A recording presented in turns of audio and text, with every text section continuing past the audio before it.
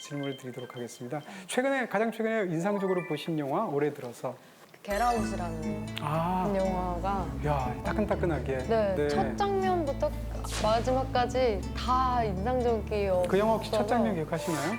제가 기억하기로는 그 남자 주인공이 이제 샤워를 하면서 여자친구네 집에 갈 준비를 하는 장면이었던 네네. 것 같아요.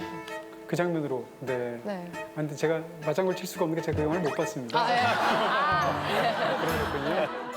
지금 말씀해 주신 것처럼 이렇게 어떤 영화를 잘 보고 나면 재밌게 봤는데 정확하게 기억하시지만 기억이 안 나는 경우들도 첫 장면이 종종 있습니다. 첫 장면을 보실 때의 마음을 한번 생각해 보시면 첫 장면이 약간 어수선하잖아요. 갑자기 들어오는 사람도 있고 영화 시작해서 누가 주인공인지도 모르고 이런 상황에서 보게 되니까 첫 장면을 놓치게 될 확률이 높죠.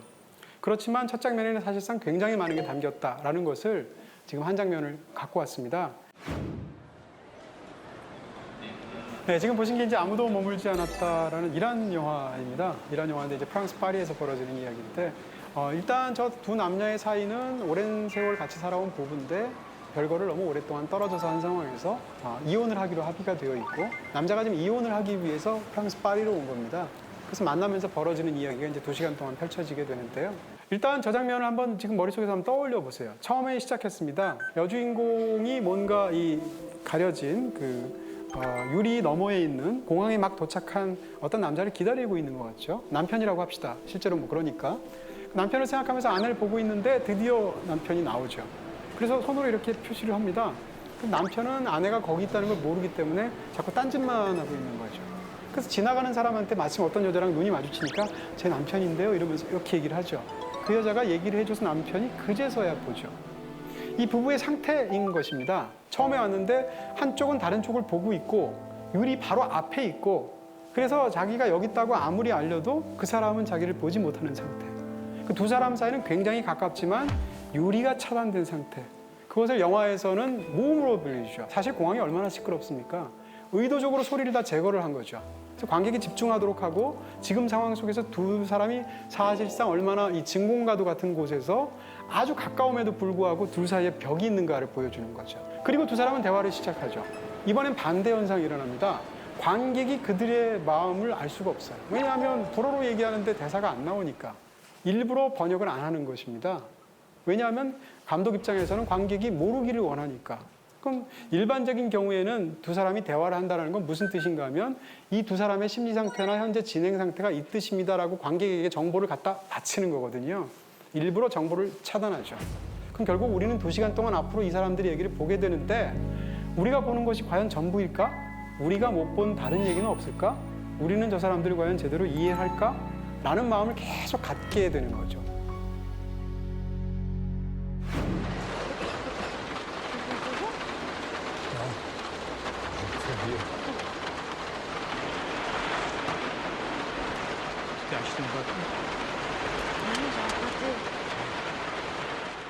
차에 탔어요. 두 사람은 계속 대사가 어긋납니다. 어떻게 되냐면 두 사람은 부부인데도 불구하고 담배 아직도 펴? 하는데 담배는 남자를 끊었어요. 그 다음에 차 새로 샀네? 산 게 아니고 빌린 거예요. 그러니까 둘 다 상대방에게 뭔가 아는 척하고 코멘트를 하는데 둘 다 틀립니다. 이게 두 사람의 상태를 보여주는 거고 현재 상황을. 그리고 나서 춥지 않니라고 했을 때 너무 추워. 단 하나 공통점이 둘 다 추위를 느끼고 있다. 비가 온다 라는 상태가 이 부부의 관계를 보여주는 거죠. 그리고 나서 후진할 때도 심지어는 봐달라고 합니다. 근데 남편이 봐주는데도 불구하고 뒤에 박는 상황이 생기는 거죠. 그러니까 서로가 도움을 줄 수가 없는 상태인 것입니다. 그리고 나서 저 장면까지 딱 보게 되면 제목이 쫙 뜹니다. 아무도 머물지 않았다. 이런 면에서 영화의 시작에서 얼마나 많은 것들이 사실은 그 영화의 모든 것을 담고 있는가, 그것에 대한 방향타의 역할을 하는가를 보여주는 장면이 아닐까 싶어서 첫 장면이 이렇게 중요하다라는 말씀을 드렸고요. 자, 그 반대 이야기를 하도록 하겠습니다. 이번엔 마지막 장면입니다. 첫 장면도 중요하겠지만 사실 마지막 장면이 더 중요하겠죠. 우리가 영화가 별로 안 좋더라도 마지막 장면이 좋으면 용서가 되지 않습니까? 그런 면에서 마지막 장면이 정말 중요할 텐데 지금 보실 영화는 더 울프 오브 월스트리트라는 작품입니다. 마틴 스콜세지가 만들었고 그 다음에 레오나르도 디카프리오가 이 영화의 주인공이었습니다. 근데 영화에서 보시게 되면 레오나르도 디카프리오가 희대의 사기꾼입니다. 돈이 웬만큼 있으면 그만해야 되는데 이 사람은 항상 더 많은 돈, 더 많은 쾌락 이런 걸 요구하기 때문에 점점 타락해가면서 돈을 엄청나게 사기를 치는 그런 얘기입니다. 근데 이 영화에는 영원히 잊혀지지 않는 에필로그가 붙어 있습니다. 원래 이 이야기의 끝은 감옥 가는 거죠. 악인이 처벌받았지 않습니까? 우리 후련하잖아요. 저런 나쁜 놈이 감옥 갔으니까. 근데 그렇게 영화가 끝나는 게 아니라 감옥 가서 고생하고 등등 했는데 감옥에서 나왔는데 이제 미국에선 사기가 안 통하죠. 왜냐하면 미국에서는 이미 너무 유명한 나쁜 놈이 됐으니까. 뉴질랜드까지 간 겁니다. 여기선 지금 세일즈 강의를 하는 거예요. 근데 그 나쁜 놈이면 강의 들어오면 안 되잖아요. 근데 강의를 들으러 가득 차 있는 걸 보여주죠. 그러면서 자, 미국에서던 조던 벨포트입니다 하는 순간 딱 나오게 되고 이 펜을 나한테 팔아보세요 하고 세 사람에게 해주죠. 그러면 세 사람들이 이제 이 사람한테 뭘 배우고 싶죠. 뭘 배울까요? 이 사람은 돈을 엄청나게 다뤄본 경험이 있고 돈을 어마어마하게 많이 벌어봤죠. 다만 나쁜 방법으로 벌었죠. 어쨌건 펜을 팔라고 그래요. 세 번째 사람이 뭔가 좀 더 두 사람보다 잘하는 것처럼 말을 늘어놓을 때 카메라가 점점 뒤로 가면서 소리가 없어집니다. 그 남자가 뭐라고 말하는지는 하나도 안 중요하거든요. 그리고 초집중한 상태에서 어떻게 하면 뭔가 그럴듯한 얘기를 해줘서 저 사람으로부터 내가 부자가 될 수 있는 정보를 얻을 수 있을까 하는 그 청중들, 다 익명의 존재죠. 이 영화에서 한 번도 안 나온 사람들을 쫙 보여주면서 영화가 끝나게 되는 것입니다. Sell me this pen. Well, this pen works, and I personally love this pen, and I think this pen...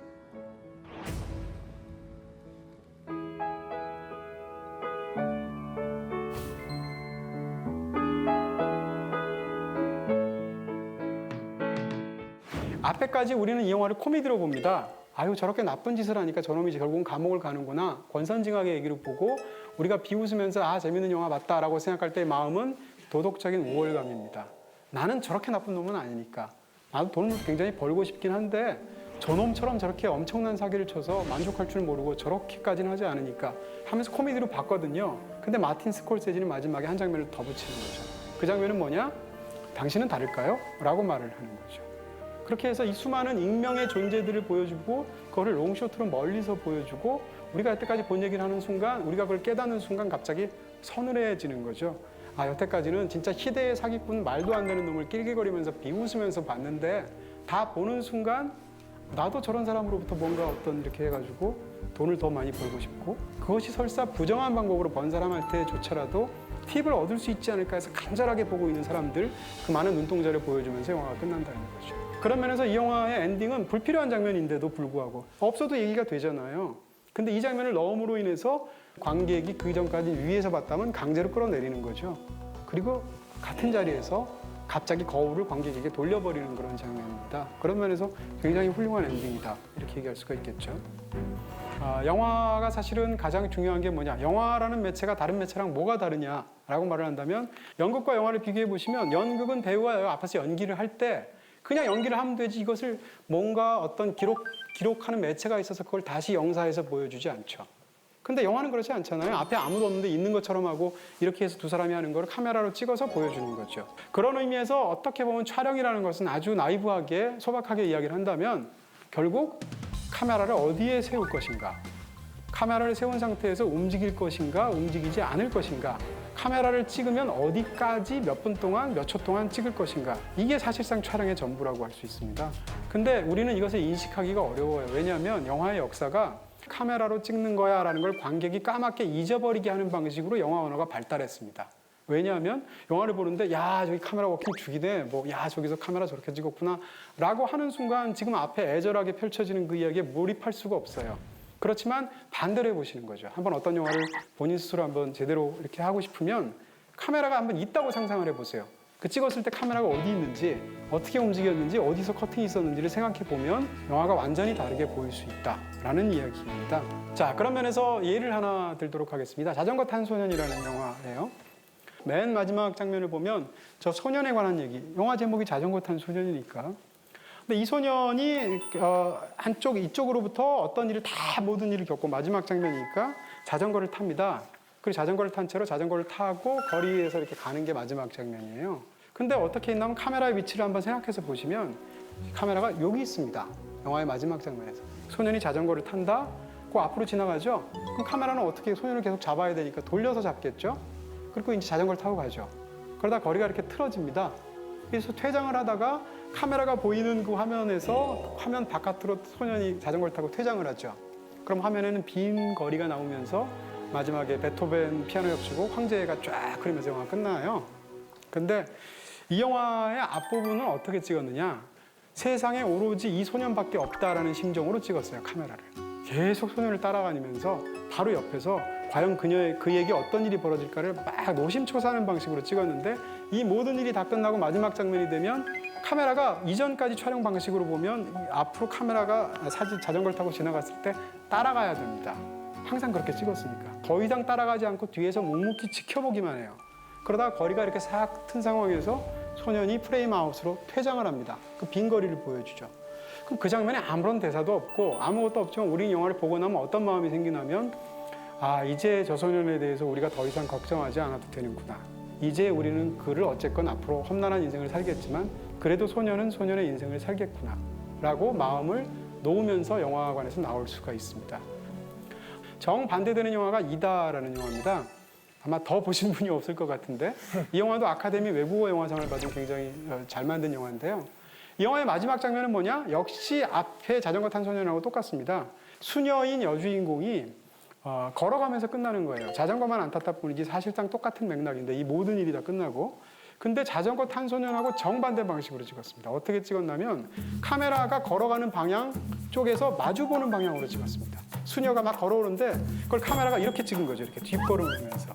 그러니까 카메라가 막 걸어오는 그녀를 핸들로 흔들리지만 계속 카메라를 향해서 다가오는 것을 이렇게 방식으로 찍은 겁니다. 이 영화는 그 장면을 제외하고는 모든 장면을 정지된 카메라, 픽스드 카메라로 삼각대 위에 놓고 찍었습니다. 한 번도 흔들리지 않아요. 근데 마지막이 되면 처음으로 핸드헬드로 찍습니다. 흔들리게. 마지막 장면을 위에서 사실상 앞에는 전부 다 픽스드 카메라로 찍었다라고 말할 수도 있고요.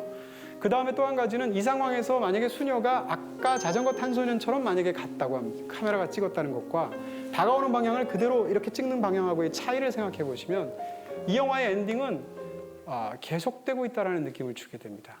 아, 수녀의 삶은 끝난 게 아니구나. 우리는 영화가 끝났지만 그 이후로도 그녀의 삶이 굉장히 뭔가 이렇게 핫하게 시작되겠구나. 그래서 우리는 인물을 놓아줄 수 없고 인물이 나한테 다가오는 것을 보고 끝났기 때문에 계속 수녀에 대해서 생각할 수밖에 없어요. 지금 말한 것을 정반대로 두 영화를 찍었으면 의미가 완전히 달라졌을 것입니다. 그런 면에서 본다면 영화 속에서 사실상 카메라의 위치나 카메라가 어떻게 움직이느냐, 카메라가 얼마나 오래 찍느냐에 따라서 사실상 주제가 바뀌어버릴 수도 있다라고 말씀을 드릴 수가 있는 거예요.